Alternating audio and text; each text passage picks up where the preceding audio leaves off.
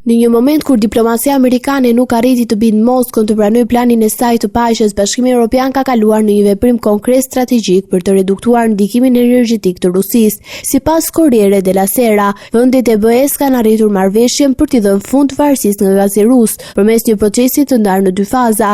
Dalimi i porteve të gazit të lëngshëm LNG deri me 31 dhjetor 2026 dhe mbyllja e tubacioneve deri me 30 shtator 2027. Ky vendim konsiderohet një hap i rëndësishëm në përpjekjet e Europës për të ushtruar presion ekonomik ndaj Moskës dhe për të rritur autonominë energjetike të kontinentit. Në të njëjtën kohë, NATO thekson se presioni politik dhe ushtarak ndaj Kremlinit duhet të vazhdojë. Duhet të vijojnë furnizimet me armë ukrainase, të shtrojnë presion ekonomik dhe të ndryshojnë llogaritjet e Putinit që ai të kuptojë se nuk ka rrugë dalje, deklaroi sekretari i përgjithshëm i Aleancës Mark Rutte. Ai shtoi se pavarësisht sfidave, ende nuk është moment për të diskutuar një plan alternativ pasi mbështetja amerikane për Kievin mbetet e fortë dhe e qëndrueshme. Plani aktual parashikon që SBA-ja të furnizojë pajisjet e nevojshme ushtarake, ndërsa shtetet evropiane dhe Kanadaja të marrin përsipër pjesën më të madhe të financimit, por Corriere della Sera nënvizoi se vendimarrja më e vështirë vazhdon të zhvillohet përtej Atlantikut, ku kërkohet gjetja e kompromisi financiar që mund të përballohet nga kostot e larta të luftës. Duhet gjetur një kompromis, kjo luftë kushton shumë para,